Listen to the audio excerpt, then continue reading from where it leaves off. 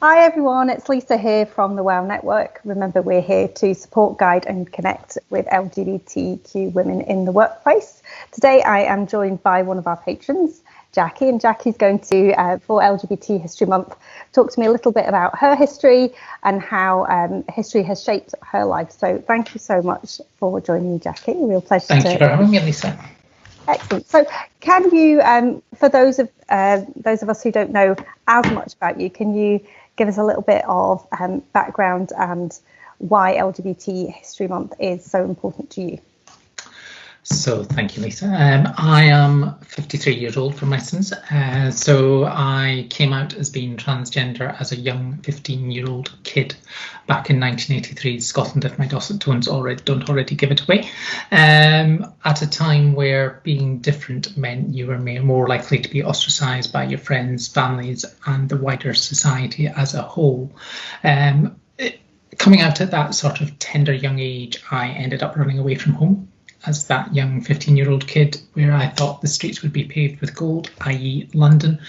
Proved not to be the case, because I think things were just as bad down there as they were everywhere else in the rest of the United Kingdom at a time when, as we know, there was no real legislation to provide any support to anybody within the LGBTQIA plus identities and sexual orientations, etc., etc.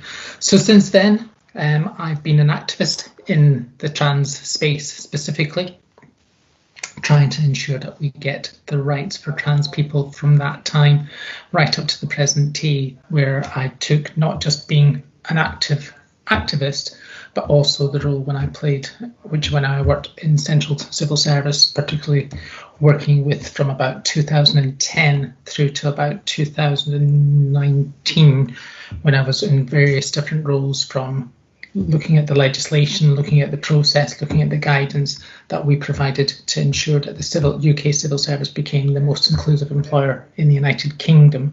But again, my mainstay was very much from a trans perspective, taking it beyond just what we call the binary trans to including other expressions and identities under the wider trans umbrella. And I think that's really important, because I think a lot of people still see trans as being very binary. You know, it's either a trans man or a trans woman, but there's so much more than that. And I think it's amazing the work that you did there, because it really did help to make things, you know, a lot more equal and inclusive, and kind of future-proofing it as well. Absolutely. So important, because, as you see, it was bad enough people didn't really understand what it was to be a binary trans person, but trying to ensure that we gave that overview to include the other, as you say, expressions, identities, and also those individuals who are born with intersex conditions as well, to recognise that as well. Absolutely. And I'm glad you mentioned that, because, again, there's not that much information about intersex, and it's certainly something that I'm doing a bit more learning on as well, because I want to be as inclusive as possible, but we all have to learn. We can't just pretend that we can be inclusive without learning. Absolutely. Excellent. So with all the different legislations, what's the one that maybe stands out to you the most that you've worked on? I suppose the main aspect, I mean, yes, we had the GRA. So I think looking at the GRA reforms as it's gone through, we know there's still more work to be done on GRA. Let's not get us wrong. Let's correct ourselves in terms of acronyms, because it's Gender Recognition Act.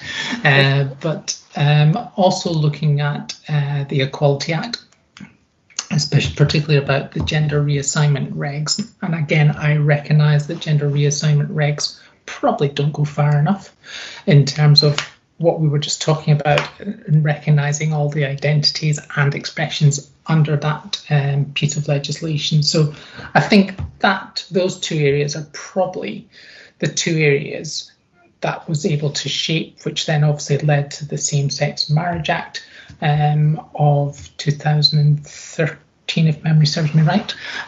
So I think these are the biggies that I would say that I really feel proud to have been a part of in some small way, to be able to shape and change the direction. Yeah, and it's amazing. I mean, you know, I know that obviously when we got civil partnership, we were campaigning for same-sex marriage, and fortunately that did come along a few years later. So that, that's wonderful. And I know lots of people who, who decided that they would change over to marriage, which is lovely and so nice that we had that choice to do so.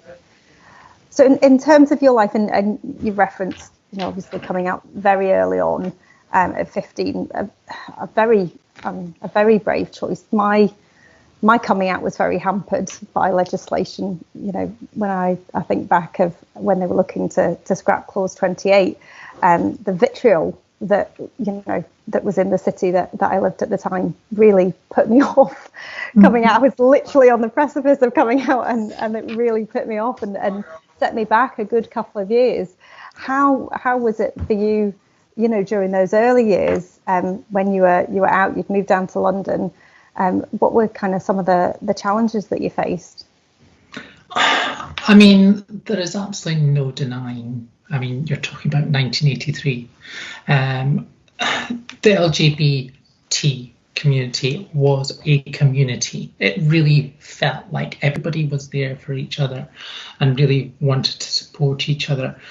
But even though the community was a together community, there was still that fear aspect. You just felt that if you were out, and you never went out on your own, never, because that sort of fear factor of somebody noticed you, got to recognise that you were a little bit different, hearing footsteps behind you, you learned how to run very, very quickly, because people just didn't get it, and there was a lot of resentment about it. As I say, it was at that similar sort of time where, as you know, that little lovely bit of legislation that came out about the non-teaching, and suddenly we were subject to all sorts of things. And then, of course, on top of that, you had the AIDS pandemic just coming around at that time as well. There was just, nobody knew how to react to LGBT people. There was just so much fear, so much nothingness on that kind of aspect. The only time you could truly be yourself would be in Soho or around that kind of part of the community, to be yourself. But in the workplace, you just didn't dare come out about who you were. But of course, because of the trans history and because of the way things happened at that time, you just felt like you were coming out again and again and again. And of course, for me personally, the way the media played on my story often, where I found myself in a headline in the newspaper again and again. You're a bit of, including when I was doing my modelling, where it was a bit of a case of, you're a bit of all right, Jack. Yes, we did say Jack, it's a man. And you just had no hiding place from it whatsoever. And that sounds really hard, because it's exhausting enough making decisions about whether we come out or not. But to have that choice taken away from you must just be awful. It was. There is absolutely no denying. I just felt that no matter what I could do, I mean, for me, I just wanted to get on and live. But I was never allowed that opportunity to live, because it was just a constant battle. And I often describe my CV prior to joining the civil service as a patchwork quilt, because I went from job to job to job to job.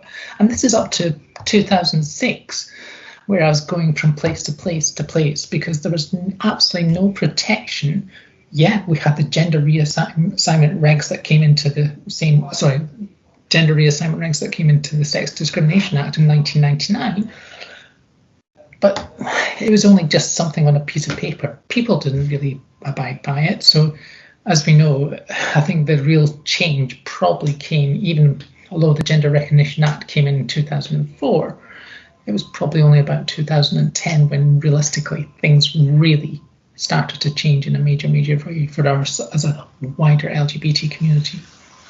And why do you think that was, Jacqui? Why do you think it took so long, and what changed? One could argue politically. Let's not kid ourselves. Certain parties, let's call them the blue side, may have had a certain viewpoint on those kind of things. And I think there was the change in 1997 when the Labour Party came in that really started to really push things, because we know that Labour were really, really keen to do what they needed to do under Tony Blair. But as well as the political message, I think it was also about the way the community was starting to gather momentum. I think the Equality Act in particularly, because it was about the perception, it was also about the way people were dealt with. It was about discrimination. It was very, very clear in the Act, based on those 9 protected characteristics, that really gave, I suppose, a voice to people, gave that opportunity for people to say, you know what, I've been in the closet long enough. I've now got a piece of legislation that if I feel that I'm being vindicated, I'm being discriminated in any way, shape or form in my job, in my social life, in everything I do, I've now got a bit of more confidence to turn around and say, you can't do that. Mm-hmm. You have to treat me in the same way as everybody else. Yeah, it was a very empowering act in a way. As you say, it was very clear. And I think because it was acted on as well, you know, people could see in the media there were, you know, cases where it just wouldn't be tolerated. And I think that made it very clear that it wasn't just a worthless piece of paper. It was actually an act that, you know, people would get in trouble if they didn't, you know, if they didn't comply. Yeah. So no, I think you're absolutely right. It was a real turning point, I think, for a lot of people. It's interesting you talk about the community and about the togetherness of the community, and I think it was that way for a long time. Obviously now there are sort of, you know, cracks appearing. There's a lot of you know, talk about gender versus sex, and a lot of lesbians or gay women or whoever, however you, queer women, deciding that they don't support trans women and trans people in general. Yeah. Why do you think we've come from that lovely community spirit, and that community is still there, but to have this sort of breakaway group, what do you think's caused that? I think a lot of it, and this is me speaking personally, the trans umbrella has got so huge lately. Let's not kid ourselves. I mean, we were speaking about the huge amount of identities, expressions, and all those kind of things. I mean, I think there's, at last count, I counted roughly about 128 ways of expressing one's gender. And I think people are a little bit frightened of that. So it's almost like people are seeing that if you simply put on a frock and a bit of makeup, it gives you the permission to inherit the female pronoun. And whereas some people think, well, hang on a minute, sex isn't necessarily, or gender isn't necessarily what you wear, it's what your actually skin tells you. And I think there's that little bit of fear now that just because people have that choice to be able to put on any kind of clothing they want, we've had that for decades. We've had it for centuries, for goodness sake. Nothing has actually changed. But I think because, I suppose, and again, this sounds condescending, but when we think about the old-fashioned word of transvestite or cross-dresser, did those individuals ever claim the female pronoun? Did they ever claim them as what they're looking for? And now people are now a little bit frightened of that, because you're coming into safe spaces, as they would see it, female changing rooms, etc., etc. Mm-hmm. So it's like, hang on a minute, whoa, this is another step too far. I don't get why you feel that you have the right to come into a space where I feel safe, and vice versa, if it's a female dressed in male Norse clothes coming into a male-only space. I'm not saying that the males will certainly feel that that's a threat, but in some ways they might see it as a threat. So I think there's that fear factor in there is a massive thing that's going on.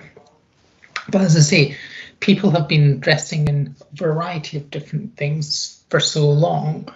We just need to look at Boy George. We just need to look at David Bowie and people like that. They've always pushed the boundaries. Freddie Mercury pushed the boundaries.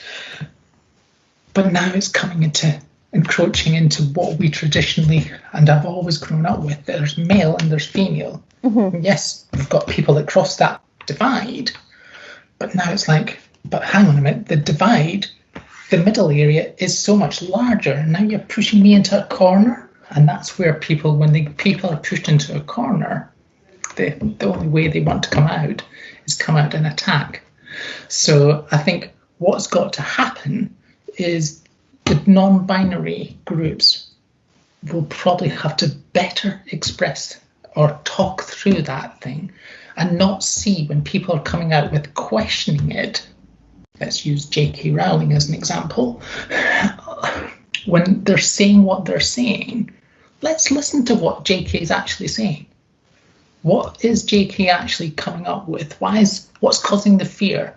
So that we can better understand, so that J.K. better understands, and we can all come together in this middle ground and better understand. Because that's what we've done when it comes to whether it be lesbian, gay, bisexual, or binary transsexual as well, to better understand those things, because I don't think people fully understand this middle ground, if that makes sense. No, that does make sense. And it's interesting because, obviously I am a cis woman, and I've, spoken about very much, the fact that I have to go on personal experience. And I think a lot of this is sensationalized by the media. I always, say to people, it's in the news because it's unusual. That's why it's news. So all of these, these men dressing up as women, and then attacking women, it very, very rarely happens in my experience. I have never met any trans or non-binary person who's been anything other than gentle and also just wanted to get on with their lives and stay quite quiet, and I mean certainly quieter than me. Absolutely. I think that you've hit it squarely on the head there. I think most of us, if not all of us, just simply want to just get on with our lives and just to be acknowledged, respected for who we are, whether that mean that we go the full A to Z route or the Z to A route, or whether we go from A to F or from A to T. Who is really going to be concerned about it? Because all we're trying to do is just try and do what we need to do. The whole thing about the toilet debate, a toilet is a toilet. Nothing unusual goes on in any toilet whatsoever, believe me. Yeah, I'm sure there's probably things have happened, George Michael as an example, but hey, in the main, a toilet is a toilet regardless. I know, and I do find it very interesting because I don't know anyone at home that has gendered toilets. I don't know any house with a gendered toilet. So I think if we can manage to do it in our own homes, we should be able to manage to do it out with our own homes as well. Absolutely. So moving on, you mentioned that it was very difficult at work, that you really didn't want to come out at work. So how was it when you were closeted at work? What were the sort of challenges that you faced there? I suppose when I wasn't able to be true to myself, I was always having that fear about being found out, because there was always that little Chinese whispers that would go around the office. I know that my voice is deeper. I know I've got a more gravelly type of voice, and people would, especially in the more up-to-date years, when that little thing called the World Wide Web came along, and suddenly even on that space, so there is absolutely no hiding place for me. So it was that kind of aspect about people would go on like, and it'd be like, oh, for goodness sake, can I not just talk about it? And it just was making me ill. It was making me feel that I just was not being true to myself. I wasn't being authentic. I was just constantly having to try and justify everything and trying to find the way. And people would, as I say, always find a way of stopping me from getting that next promotion because, well, that person, they're trans, they're probably a very emotional wreck or things like that. And as I say, I was never considered for a lot of promotions until, as I say, that change in particularly with the change in legislation, because it suddenly allowed me to have that freedom to be myself and that freedom to talk about it. If people wanted to talk about it, I would just be able to talk about it.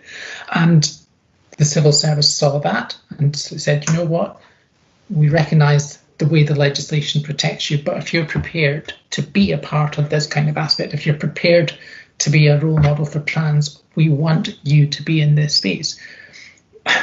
And let's be honest, we all like a bit of spotlight on us from time to time.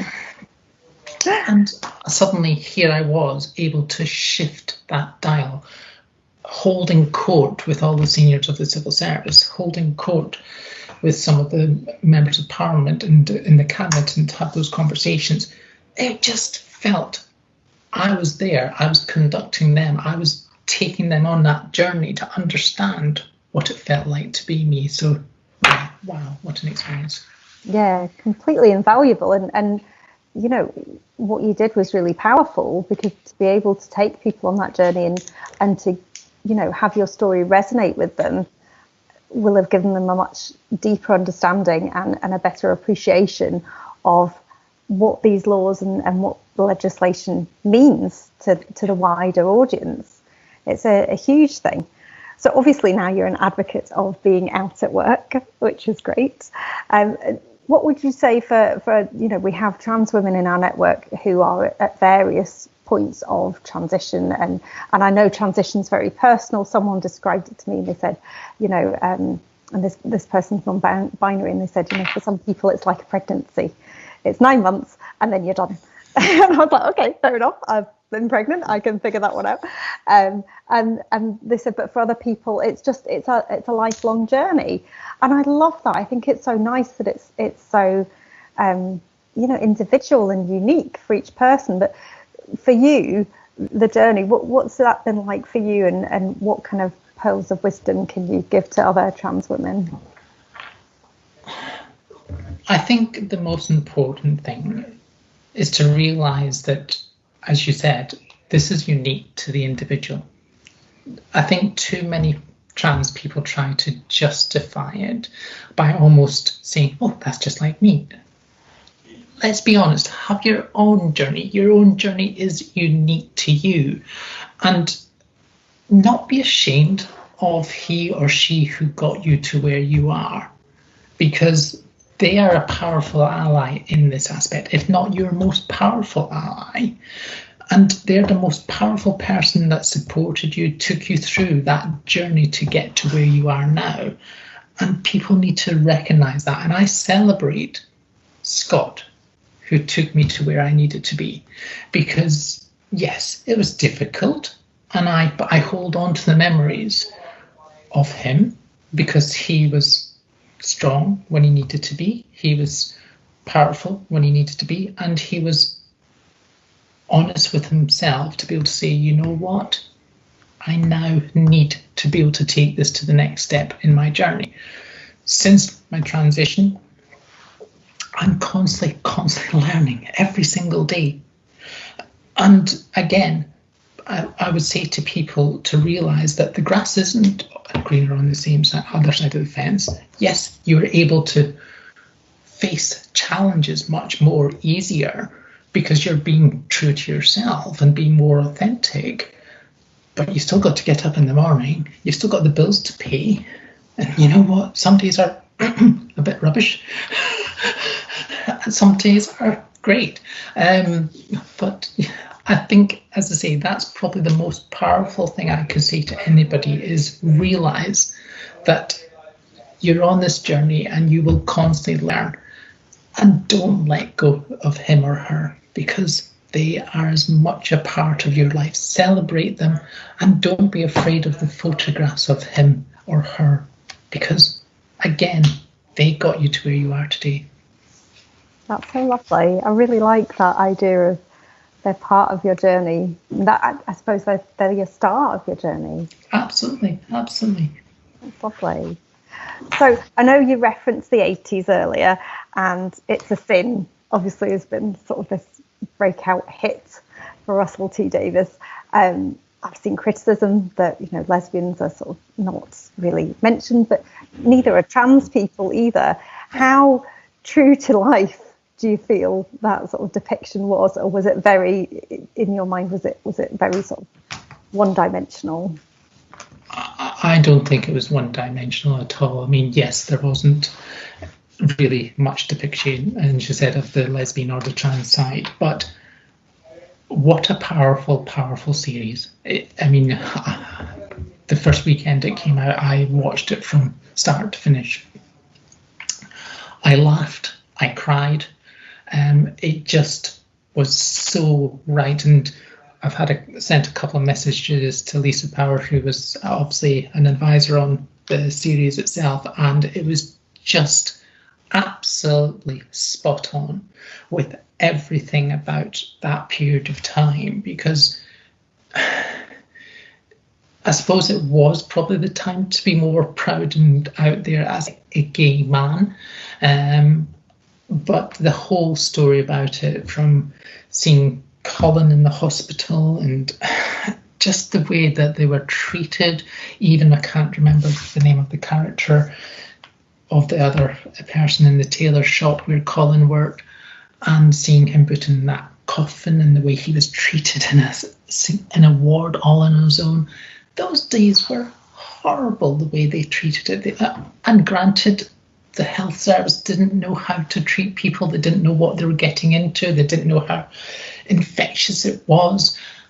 But wow, what a powerful series. And credit to Russell T Davies, and of course to Lisa Power as well, because you got it absolutely spot on, from the rent boy to the whole process. And I just wish in some ways it had been a little bit longer.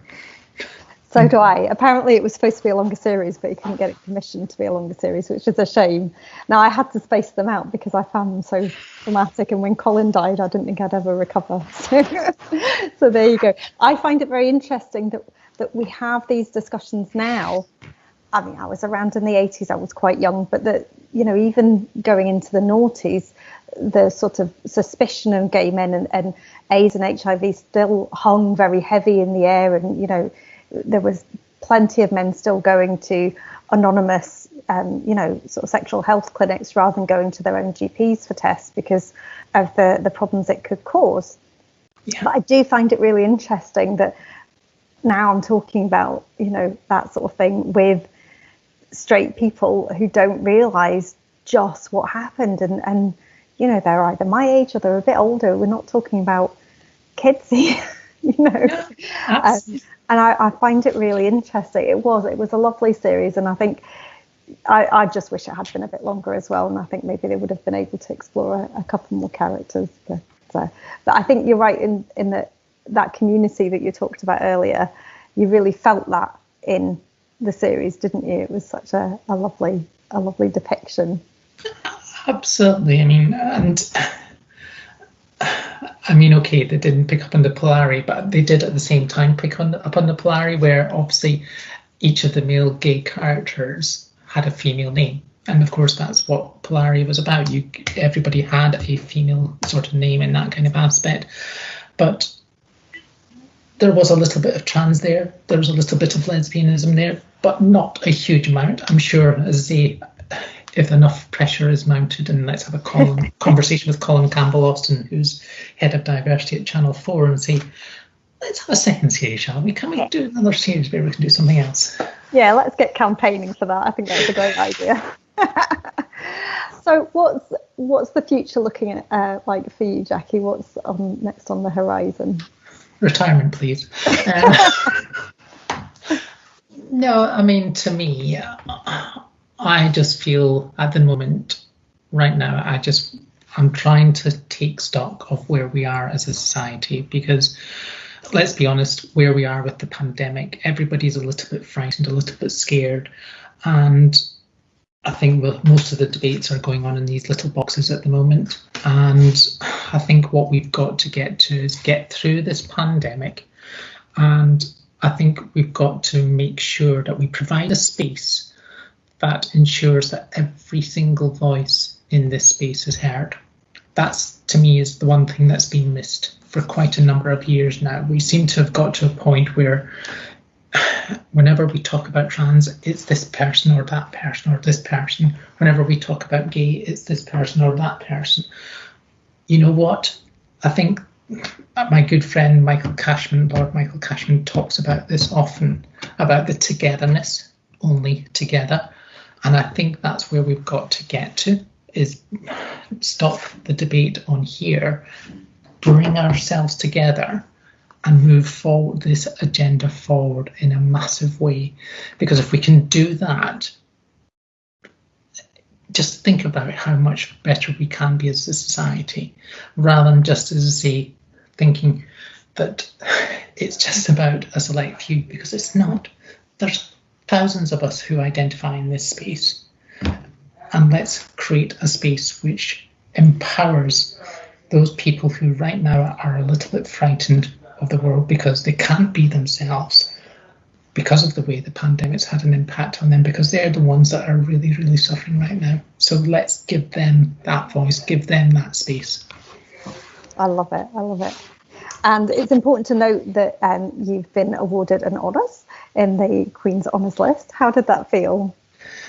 It was strange, if I'm honest, because I was sat here at this table and I got a phone call, and it's like, did you pick up the email we sent you? I'm like, what email is this? And of course, if you look at my phone, it's got 80,000 emails that I haven't probably opened or anything like that, because I'm just fed up with the junk that comes into it sometimes. And then I opened it and I went, oh, that one. So it was quite a surprise, lovely surprise at the same time.